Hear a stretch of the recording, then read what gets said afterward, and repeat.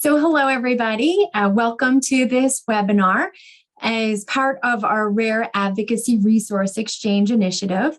And this is an initiative that is intended to exchange information and ideas with fellow rare disease-focused organizations.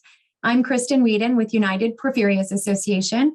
And today we are lucky enough to welcome leaders from the Chan Zuckerberg Initiative, CZI, as well as members of our leaders of RDCRN, who are also included within CZI. So please join me in welcoming Tania Simoncelli, who is the Vice President of Science and Society. Hi, Tania. We have Heidi Bjornson-Pennell, who is a Program Manager for Rare as One at CZI, as well as Andra Stratton, who's a Program Associate for Rare as One at CZI. I'm also going to call out Maddie Pansiero, who has been behind the scenes doing a lot of work in organization for this. So welcome, Maddie, as well. And then also joining our discussion today from RDCRN, we will have Christina Butterworth from the Yaya Foundation, Marianne Clancy from Cure HHT, and Marion Mannion from PCD Foundation, who cross over between both RDCRN as well as CZI. So we have a twist with the presentation that we're about to begin, in that CZI compiled results from a survey that you participated in, which will serve to draw connections between the capacity building needs of RDCRN and the Rare as One, their programs and learning. So I think this will be really interesting for all of us. Raj, if you would advance the slide, I think we have one housekeeping slide. We are recording this webinar. If you would, please remain on mute, submit questions via the chat. We will be, again, recording the webinar, and we will share this presentation when it is complete. So with that, our friends from CZI, it's all yours. Take it away. Thank you. Thanks so much, Kristen. You can go to the next slide. I'm Tania Simoncelli, and I lead our Science and Society program at CZI, which includes our patient-driven research program. I'm going to talk a little bit about the patient-driven research program at CZI and what it's about, and how it's grounded in our Rare as One network. And then I'm going to turn it over to Andra, and she's going to talk a little bit in some more detail about the capacity building program that we've set up, our what we refer to as our incubator program for the Rare as One network. The different capacity building resources that we're providing to currently 50 rare disease organizations as part of the network, and really some of the learnings that have been generated just over the last couple of years. We're still very new at this. We're actually just on year 3 of this program, but we thought this would be a really interesting opportunity to share this out with you, and also to hear from you about whether these things resonate with some of the work that you're doing within the RDCRNs. And then, as Kristen mentioned, we had put out this survey. Thank you all so much for responding to the survey. And part of our goal was to really understand. Part of what we're trying to learn with this program is sort of what is generalizable to the broader rare disease community and to other patient organizations who are really doing work to partner with researchers to accelerate research. And we're really interested to learn, from what we've learned with our Rare as One network, what are the resources that would be most useful to other organizations, and how can we think about scaling what we're doing with the Rare as One project to help other groups that are doing really important work. So that's sort of the idea. You can go to the next slide.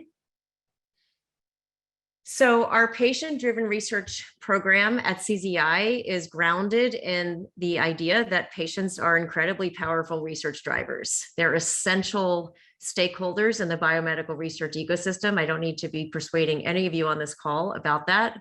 And so our program really aims to support and leverage the power of patients to accelerate research by facilitating their efforts to create strong communities, galvanize scientific collaboration, build research enabling infrastructure, and engage as true partners at every stage of the research process.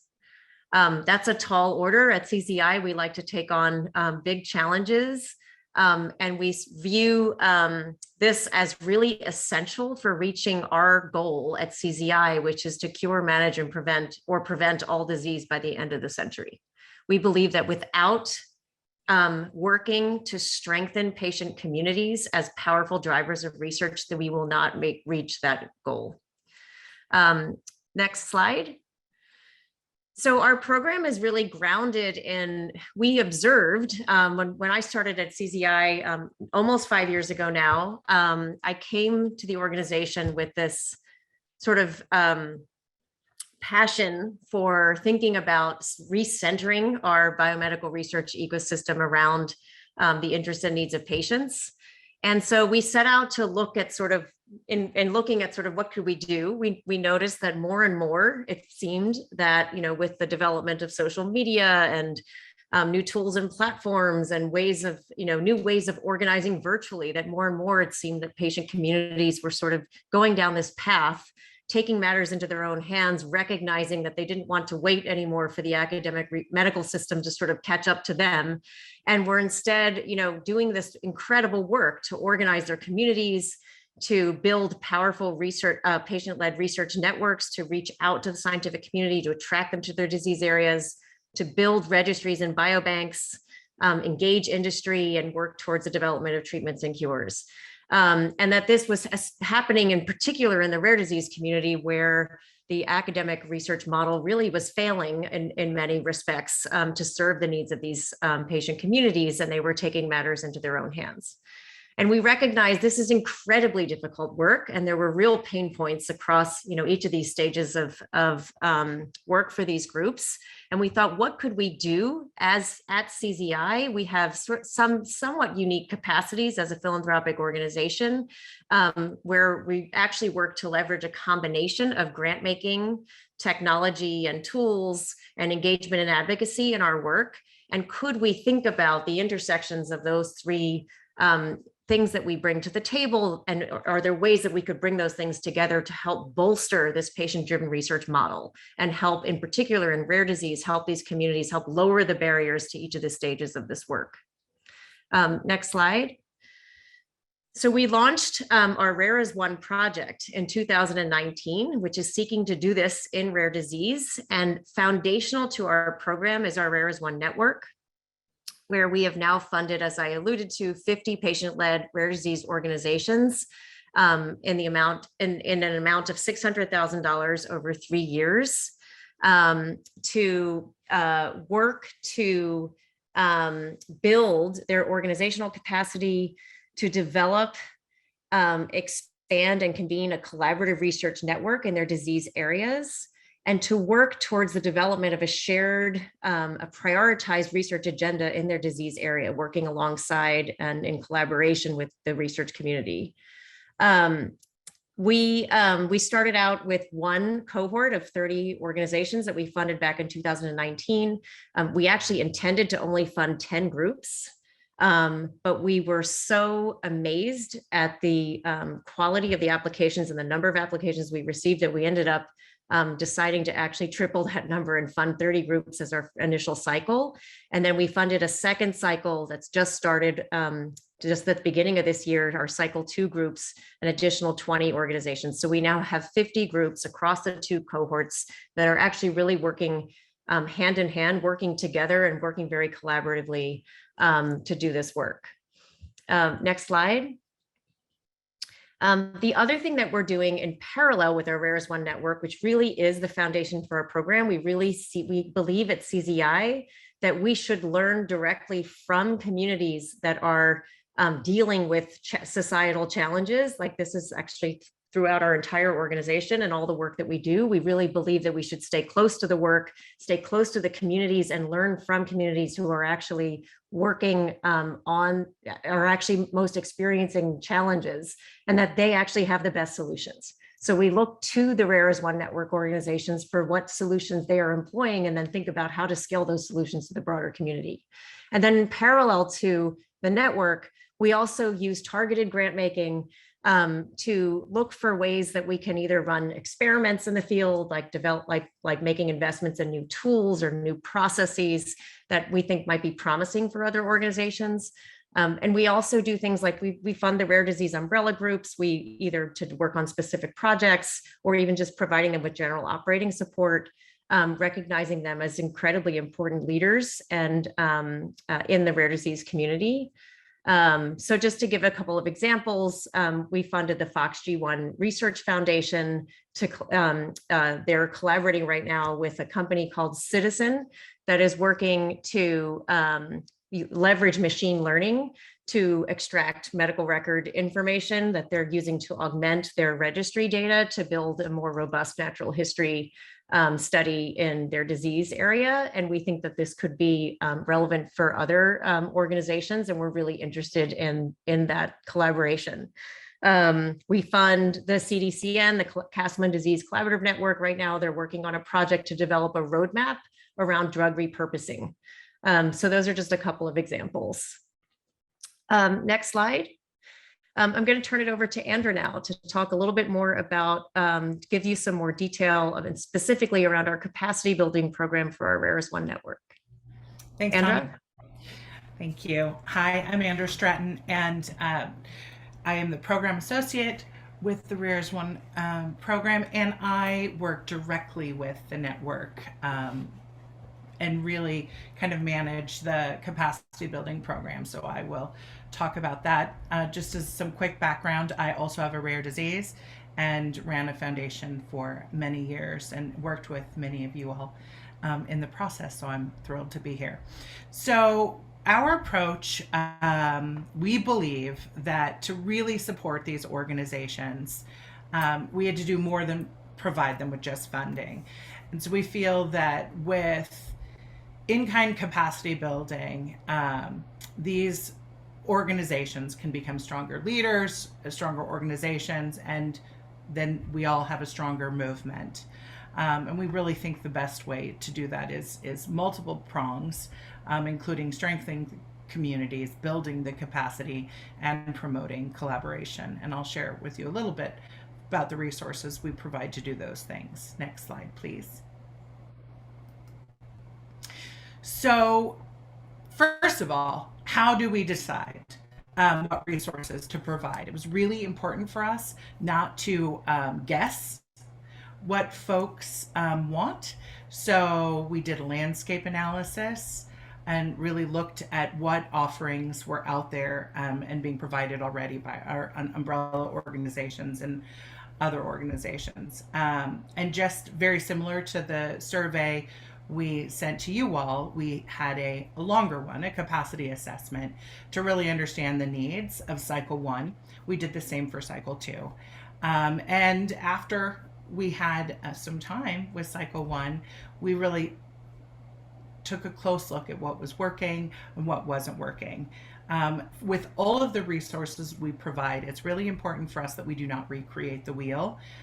We don't feel that that's good use, and there are a lot of incredible tools out there. We want to highlight those tools. But then we want to take a look at what's not there and fill those gaps if we can. For example, some fundraising opportunities, and I will get a little bit more into those resources we provide now. So next slide, please. I'll be really brief with these, but I think it would just be helpful for you to see that we provide what we feel is a fairly comprehensive capacity building program. So we have monthly trainings that focus on many different topics that are important for infrastructure and sustainability. We created a science advising program, matching groups with individuals with relevant science expertise. We developed a partnership with Faster Cures for a mentorship program, and we're working with groups to help develop tools such as the Rare Genomes Project. Based on our learnings, next slide, please. We made a few changes over the last year, and we were really thrilled to see, first and foremost, that and hopefully you'll hear that from the orgs today, that capacity building resources were in great need and did fill many gaps for these orgs. We also found, surprisingly and some surprisingly, that some of the organizational capacity building that seemed the least exciting, such as fundraising and finance and operations, were actually the most valuable. When we made a few changes based on these, we determined that learning about things as a whole instead of in silos, for example, learning about finance and budgets at the same time as working with fundraising experts, we felt that the learning resonated, it felt more relevant, and these groups really started to genuinely understand how building some of these foundational systems and processes actually helped accelerate research. So some of these basic capacity tools maybe feel like a waste of your time, but we found that the groups really were able to catapult further, as did we find that with their key hires. And hiring someone that's a key hire for your organization is absolutely transformational. And the community building was really crucial. These groups will talk a little bit today, I think, about how they work together to share their tools and resources. And those approaches can be replicated by others. So that's a little bit of the reason we're here, to learn about your needs, to see if anything we have could overlap. And with that, I'm going to pass it over to Heidi to talk a little bit more about what we discovered from the survey that you completed. Hi, everyone. Great to see you all today. I'm Heidi Bjornson-Pennell. I'm Program Manager for Rare as One at the Chan Zuckerberg Initiative. I have 2 children with a rare disease, and I'm a past board member of the PCD Foundation, which is one of the RDCRN CPAG organizations. So as you all know, I think you've all participated in this survey that was shared with you by CZI and the RDCRN, and we just wanted to go through some of the results with you, so you can see a little bit more what it looks like across the consortia. But I'm assuming that much of this will feel familiar to you, and then we're going to turn it over, as we've said, to some of our Rare as One grantees who are also CPAG members to share their thoughts, and then hopefully open it up for conversation with everybody. Next slide, please. So we had a 15% response rate from the CPAG organizations. So 32 out of the 190 organizations that make up the CPAG groups responded. 21 of the consortia are represented in those responses. And as you can see, there's a few that are not represented in the response. Next slide, please. So I think one of the most important learnings, and something you probably all know, is that there is a very wide range of organizations within the consortia, both in terms of their age, in terms of their budgets, in terms of the number of staff that they have. And you can see here, the blue being organizations that are less than 10 years, the yellow, obviously fewer of those, but there are some organizations that are greater than 50 years old, and the red in the middle, the 10 to 50-year-old organizations. And you can see how their budget corresponds to their age. And there is not an exact correlation. It is not necessarily that the younger organizations are ones with smaller budgets, although that's largely true. It's not completely true. And so there's a wide range across the board here. Next slide, please. The average number of staff that is paid in these organizations also varies widely across the organization, and the number of paid staff that each organization has. And the average RDCRN membership age is about 8.5 years. But again, as I said, it doesn't necessarily correspond exactly to the number of staff or the size of the budget of the organization. So as we get further into the slides and the discussion, I think when we're talking about what the needs are of the organizations, I think there's like a wide range. So that's the general takeaway, and you can dig into this more deeply. Next slide, please. Next slide. So this is then looking at each individual organization and how they engage with the RDCRN. So the top 3 engagement channels are engagement in CPAG activities, webinars and town halls. And there was very high engagement across the organizations in terms of that. Engagement in RDCRN annual meetings and engagement in the RDCRN consortium activities. So the monthly calls that take place, study design and recruitment.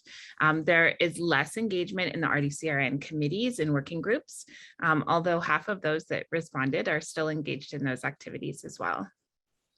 Next slide, please. So the primary activities, there's many ways, as you can see, that the CPAG organizations are engaged in the RDCRN, disseminating information about the consortium activities with the patient community, assisting with patient outreach and recruitment. Those are obviously kind of top areas in terms of engaging the patient community that the organizations are involved in.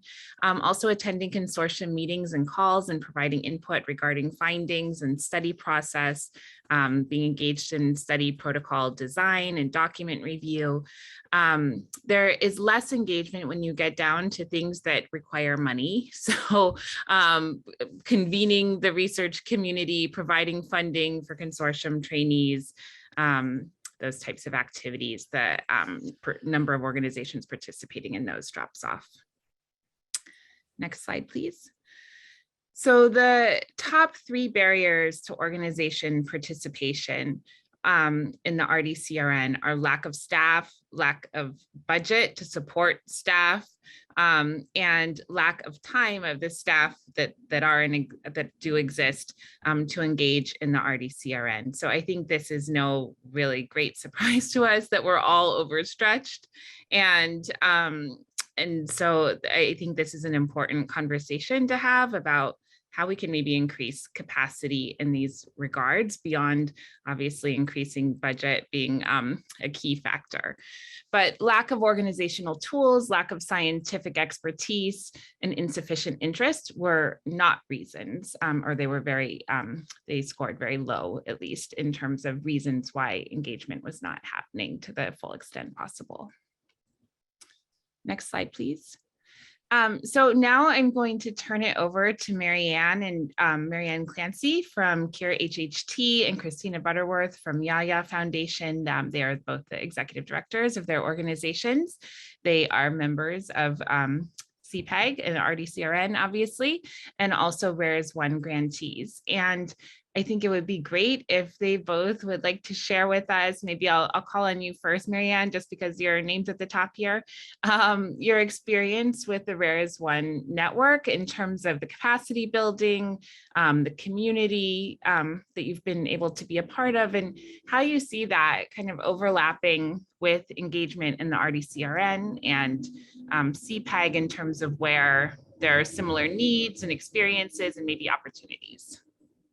Thanks, Heidi, and I'm honored to be here with all of you. And we have been part of our DCRN for 17 years. This is our 18th year. And we have been a recruiting site since 2014.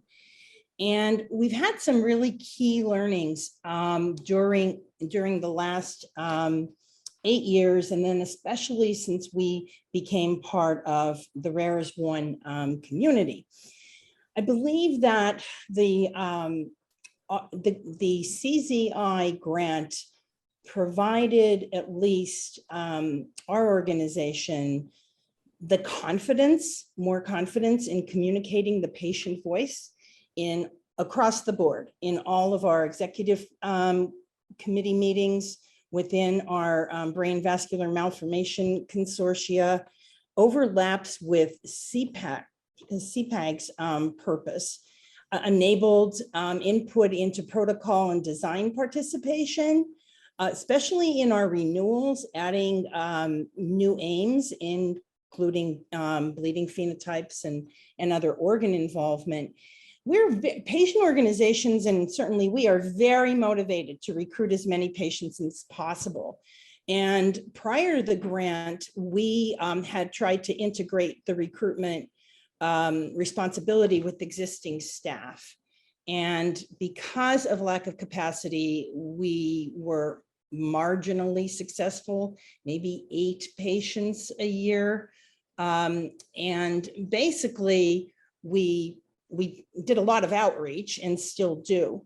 With the capacity grant, we have had the opportunity to have numerous trainings, sharing best practices with our fellow organizations.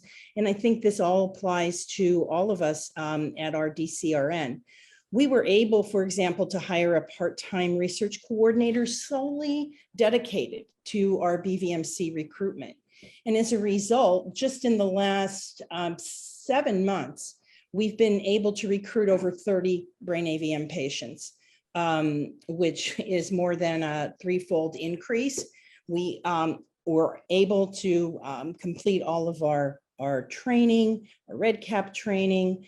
And I would say that we also were able to be much more effective in disseminating the results of all the publications that resulted from our consortia over the last 17 years. We've hired a very experienced director of marketing and communications.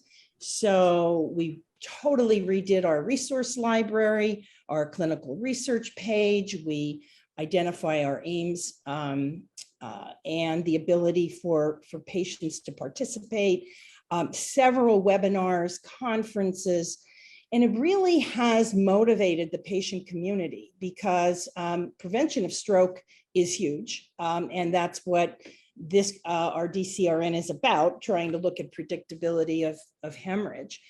And I also want to comment on that. I was very involved with our DCRN, going to annual meetings, being on the steering committee. And I came away from those meetings so motivated and ready to dive in. And then reality hit when I got back and realized that I couldn't do as much as I wanted to do.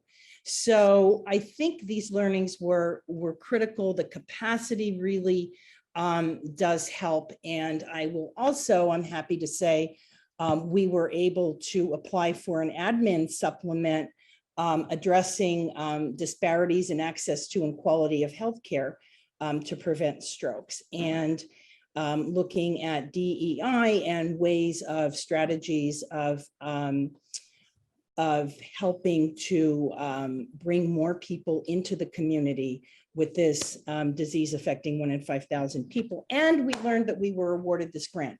None of this would be possible. And finally, this has enabled Cure HHG to create a research, medical, and science arm of our organization. We've been able to have specific focus for an employee full-time who will be managing all of our centers of excellence, our outcomes registry, our other patient registry, clinical trials, something that we've always wanted to do, but we're always trying as best we could with the limited amount of staff. It really is a game changer. And I think that there are such synergies across the groups.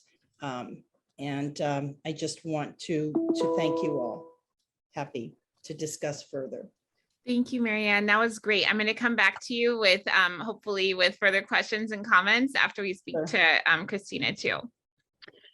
Well, hi, everyone. I would say the same as Marianne. It is a great honor to be here with all of you and to be joined with the CZI team as well. I'm the executive director of the Yaya Foundation for 4-H leukodystrophy, and we are, of course, connected to the Global Leukodystrophy Initiative, which we have worked very closely with over the last several years. I will tell you where Marianne has loads of experience and has been at this for a while. We are sort of the new kid on the block. The Yaya Foundation has only been around, we're in our 4th year right now. And I'll just underscore much of what Marianne already said about, I think, yeah, confidence and like underscoring that the patient does have such a critical and important voice, something that we knew within our own 4 walls and within our own organization. But it's when we step into these larger contexts and larger conversations. And we understand sort of the power and influence that we have as a collective, that really does, just bring your confidence to sort of another level. And so both CZI and RDCRN have helped us sort of understand that bigger, broader context and influence in that regard. And so, while we are not as far along, for example, as Cure HHT, what's amazing about being in the company of organizations like these and within this group is, we can learn from them and we can also share with them. And so as some of you may know, we had a chance together in person last week, and it was sort of a constant share. I mean, it was constant. Have you hired, a fundraising director? How are you recruiting patients in other parts of the world? What are your DE&I initiatives? And it is just so constant, and it's constant even within the infrastructure that has been provided, prior to being in person. But, I will tell you, Andra, Heidi, Tania, like they work so hard to create the infrastructure, the sort of predictable nature of, affording us collaboration. We have not only these series of trainings that Andra talked about, but we also have a whole bunch of opportunities for breakout collaboration. We also have, a platform where we can just, the collaboration is just, it's so key. It's a key tenet to how we sort of operate. And I think that's sort of natural within this group too, right? Nobody wants to reinvent the wheel. Nobody wants to be the first one down a path. And none of us really are. That's what's so fascinating about being a part of both of these groups is we want to learn from each other. Nobody has the capacity to waste or to go it alone, right? And so I would just say, the Rare is One network has so graciously and generously shared and also sort of revealed its vulnerabilities to, hey, I don't know how to do this. Who knows how to do this? And so maybe just a final point, Heidi, I would just say too, what's been so important, obviously you're picking up on the capacity thread and capacity theme. What's also been really critical to what the Rare is One network opportunity has presented is just the vetting with which, CZI has gone to bring us some of the best experts. All of on this call, to find, an accountant, to find a registry platform, to find, pick your thing, right? We have all burned hours trying to sort of vet and find and do those things, and being a part of Rare is One has allowed us to just get there that much more quickly. And I could see that as a really amazing opportunity within, RDCRN as well. Thank you, Christina. Yeah, just to comment briefly, and then I'm going to move on and we can come back and have a big discussion, hopefully. That I think that it's not just CZI that's vetted experts, and certainly Andra has done an amazing job doing that on the behalf of the Rare is One network. But I think that you all bring such, as you're saying, bring such collective knowledge also to the table and are able to share those, like real lived experiences of what's worked and what hasn't worked and who's been helpful and who hasn't been helpful with one another. And so I do think that having that forum where, you've been able to communicate and share with one another, both the actual forum, the discussion board, but also community calls and in-person events and all of these different methods of communication seem to me to have really enabled that in a very important way. And I see that as being a possible area of overlap with CPAG and the RDCRN, and your ability to have those types of sharing those types of experiences with one another as well. And Marianne, to address some of the things that you said and the different ways that you've really been able to transform your organization through these key hires, especially, I think the elephant in the room is of course, funding and how that's enabled that.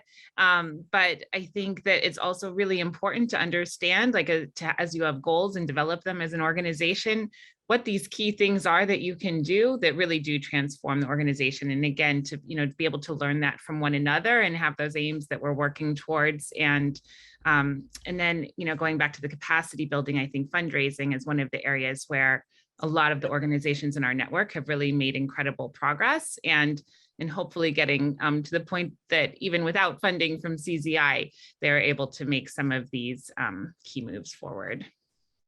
Absolutely. And, so well said, Christina, even though, we've been around a while, our progress was slow. And as you said, again, I have to give a shout out to Michelle Mannion, because when I came in to RDCRN 18 years ago, I looked to her as my mentor. She was just so together, so strong. And having someone who has walked the walk, been able to provide us the confidence, and then as RDCRN grew and formalized the structure, and really dove into webinars and trainings, that's where I really see the overlap.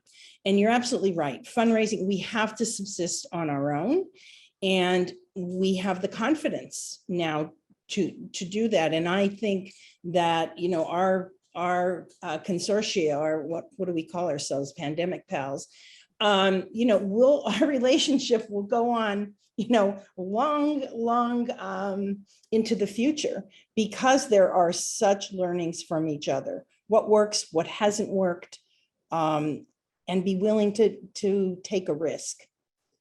That's also been critical. Yeah. Thank you, Marianne. I'm going to go through the next slides, and then hopefully we can have more conversation.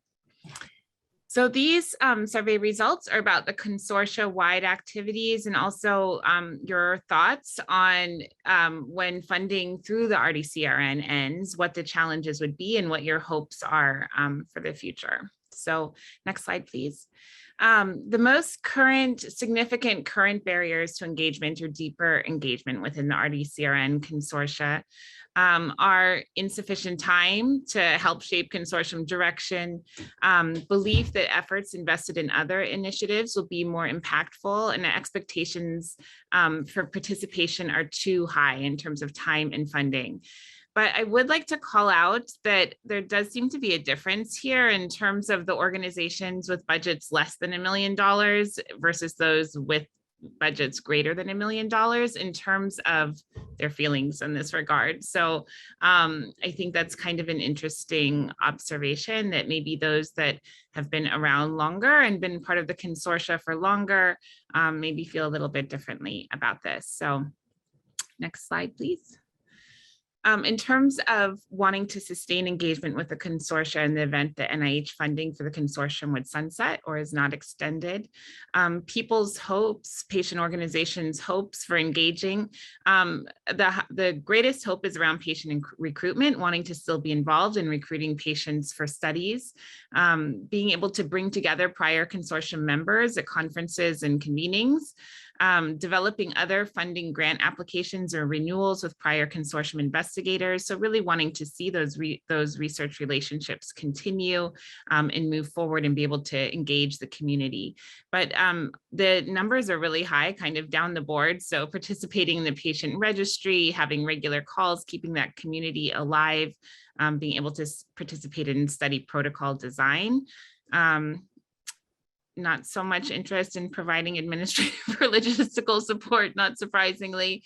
And I think not so many really thinking in terms of being able, at this stage at least, to be able to provide actual funding to the consortium members or investigators. Next slide, please.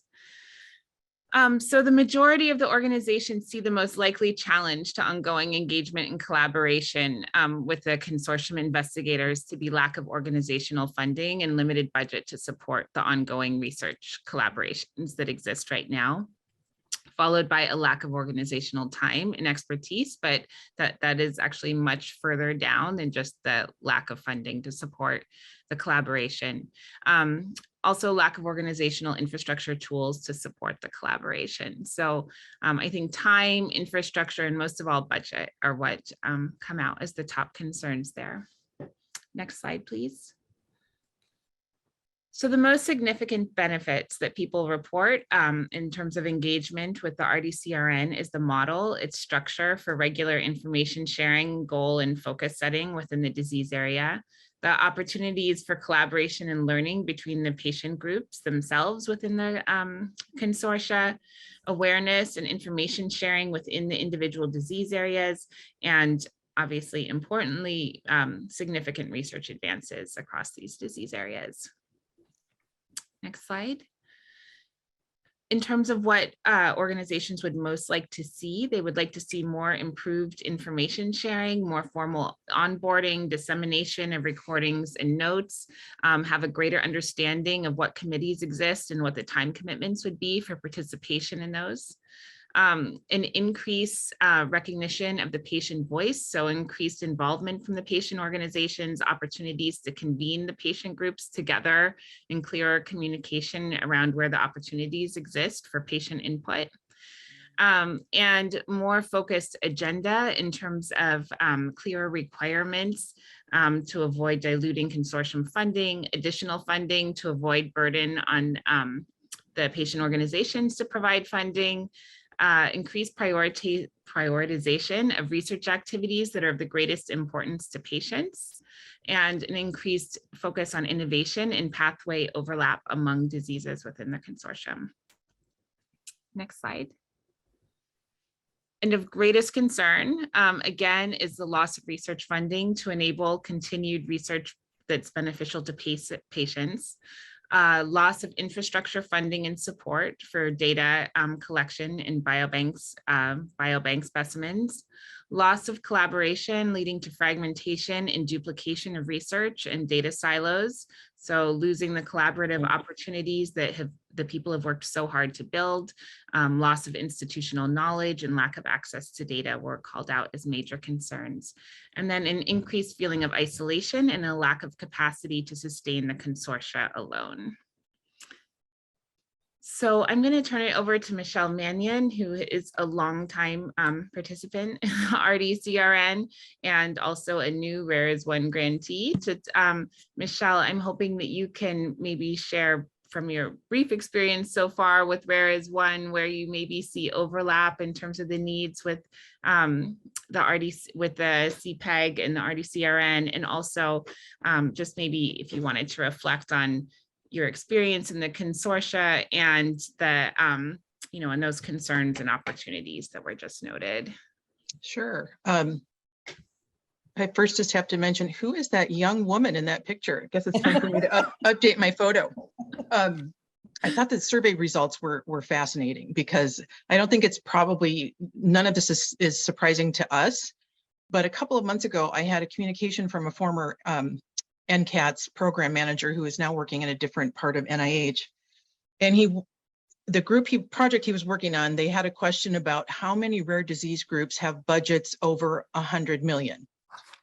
What percentage? And I said, come again? I mean, over 100 million? I can think of 2 off the top of my head. But for 90% of the groups, remove 2 or 3 zeros. I mean, we are all struggling with limited resources, or even more zeros. And I think the point to me was partly it's good. We do such a good job that people assume we're much bigger than we are. But that also leads to us, I think, feeling very overwhelmed. And for me, the very first meeting I attended of a CZI network, the Rare as One network, I felt like 80 pounds had been lifted off my chest. It was okay not to be able to do everything. And it was okay to say that you need help, and that I think we all feel responsible. We're taking public funds to do research for a disease. And so we run really tight. We don't want to waste money.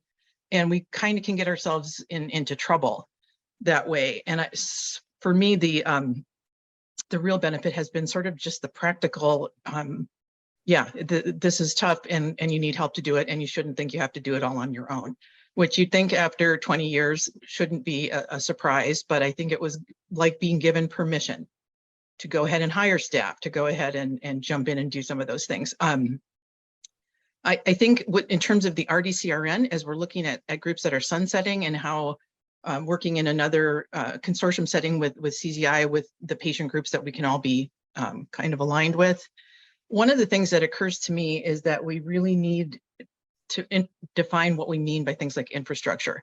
That's what we want to be able to preserve from the RDCRN. That's what's helped us move a lot of research forward, but I think people use that term differently. And so it would be nice if we were all sort of had a consensus about what kind of infrastructure has been successful and what do we need to think about trying to continue on our own as patient groups to sustain these networks. And I think that that's about it.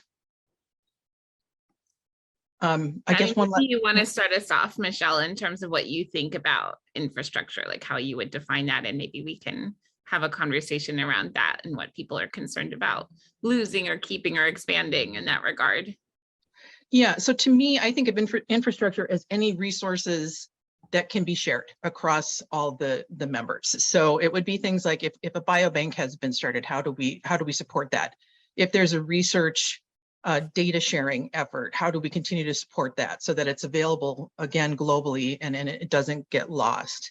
I think that when you start talking about things like supporting PI time or supporting even clinical coordinator time, that stuff is critically important, but it's probably beyond the capability of a lot of us. So I think every group probably defines infrastructure differently, but to me, it's kind of those core basic pieces that are the thing that allowed research to happen, sort of the backbone of the research endeavors. Mm-hmm. Mm-hmm.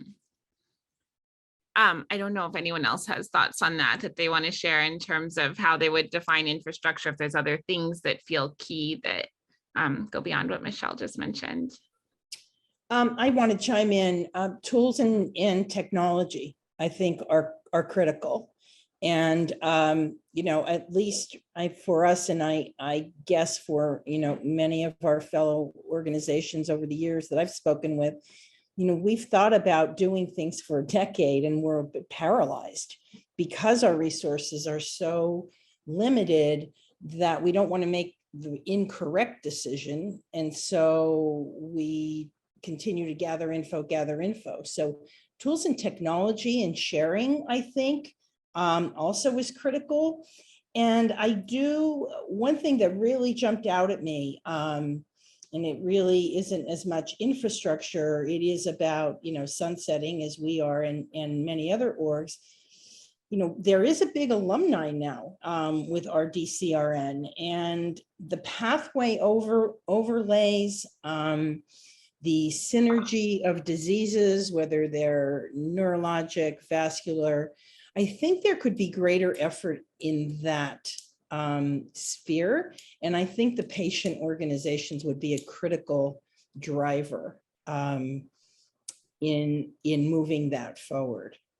So just a couple of my comments. Samples, I can tell you that samples for tissue or surgeries, oftentimes we see them first before and even some of our sites were unaware of them. So we are really the connector, the linchpin here of getting these advancements, getting critical tools, technology resources. Yeah, thank you. So I want to respond to questions in the chat and also open it up for questions and comments from all of you. So I see a first question. Not surprisingly, when is the CZI Rares 1 grant open for submittal? We want to apply. We want to do so much, but need the help. So the bad news is we do not have a funding opportunity that is open right now. I think we certainly hope to be able to have funding opportunities in the future, and we will be certain that you are aware of them. You will all be on our outreach list so that you're aware as soon as those open. I also encourage you to go to the CZI website. Maybe Maddie, you could put the link in there where they can sign up for updates from CZI, because there are both Rares 1 funding opportunities and also other CZI science funding opportunities. We just had 2 open applications that are now closed for patient partnered collaborative RFAs. So where both the patient organization and the researcher team is funded to conduct research. So there were those opportunities, and there's others that could also be of interest to your scientific communities. There's always new opportunities. And so I encourage you to follow us and receive updates from CZI about that.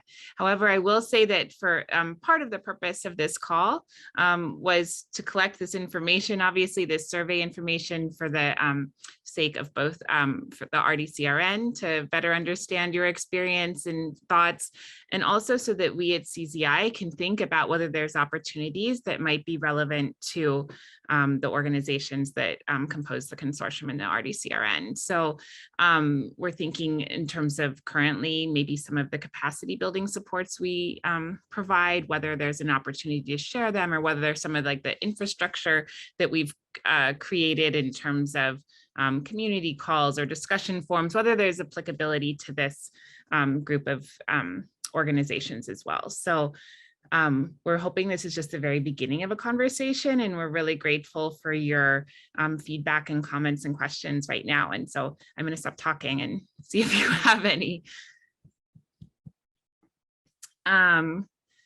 Okay, we have a need for documented vetted strategies for communications, patient engagement, media fundraising. This is the kind of organizational infrastructure that will legitimize our organization and increase engagement across stakeholders. Unsurprisingly, we don't know yet what we're doing. Well, first of all, to say yes, like I think that is the case. Like none of us chose this path, and so no one should be expected to know what they're doing. And I think that that's what Christina spoke about, and Marianne, and we've kind of heard it across the board here that we all learn from one another. And so I think in terms of understanding what those strategies and resources should be, I think the best place to look is amongst us, right, amongst ourselves. But as I just said a moment ago, also that is one of the things we're thinking about, is whether we can provide support and think in terms of resources in those areas. I don't know if anyone else wants to comment on that. I mean, I think I would just underscore that those are sort of common shared challenges, right? As unique as our diseases and disease communities are, those challenges are incredibly common. And, you know, that's what makes the Rare as One collaboration so special. And I think there's a load of application that, you know, could transition really beautifully to RDCRN, because, you know, especially once you're in your own respective groups, like Global Leukodystrophy Initiative, I have even that much more common, you know, in a disease form, you know, in some of those mechanisms. But so totally common, Heidi, you're exactly right. Yeah. Or Patrick too. I'll give Patrick credit, because yeah, that's, I would put that same list out. Other people have thoughts about the survey results, something that stands out to you, particular needs that you feel that you have, areas of overlap that you see between CZI and the Rare as One network and the RDCRN, any of the above? I just have a comment. This is Kristen from the idea that RDCRN, within RDCRN, we are very research focused, and so much of what came out of we have to be. This is what we do, right? That's why we're part of this network. But so much of what you have uncovered is the capacity building, and we're all limited by lack of resources, both time and treasure. So I'm wondering how you would see from your learnings at CZI, how, or those who have participated in both, thank you all for lending your voice to this very important conversation today, how you see that capacity building directly impacting the ability to improve your research initiatives. Yeah, I'm going to turn it over to Andra in 1 second there, but because I think she can really speak to that. But I think it's being able to hire the type of people that Marianne has spoken to. I think it's about being able to free up your time to focus on the research, even, you know, you yourself. If you get your finance and operations in order, you actually don't have to spend so much time worrying about that. Some of that can be automatized or whatever. You figure out your process for it, and you can actually focus on the research. A major donor to your organization, if you know, like if you really kind of pursue that approach and receive training in that area, can, you know, free you up tons of time and give you resources to hire people that you maybe need to bring into your organization. Andra, I'm going to turn it over to you, but I think that we've definitely seen that to be true, that this investment in organizational capacity building allows you to do the research that you really want to do. So. Yeah, I agree. I think that I can't say anything more impactful than time. Having things automated gives you so much more time. And so we've hired some folks who not only do the one-on-one coaching, but actually now are creating templates that are just available. And so our learnings are then equating to save time, hopefully for you as well. I will say also that while we all share fundraising ideas, we did find a gap in actionable fundraising training in the landscape. And so we hope that what we're learning and what we can share will be more actionable for you all versus conceptual. Because, I mean, as much as we don't love it, we didn't start these organizations because we really wanted to fundraise. It is what we need to do for research, right? And so actionable trainings and tools for you to increase your dollars so that you can hire and hold these systems in place, I think, is really our goal. Thank you. It seems like you're all making the case for shared resources, as we're all in our siloed rare disease communities, doing very similar items, but focused on our own disease groups or disease states. It seems like there's so much opportunity for shared resources among us. Yeah, absolutely agree. Michelle? Yeah, I just wanted to mention, and I think a lot of groups run into this too, from an operational standpoint. The way we are judged as nonprofits can also be challenging.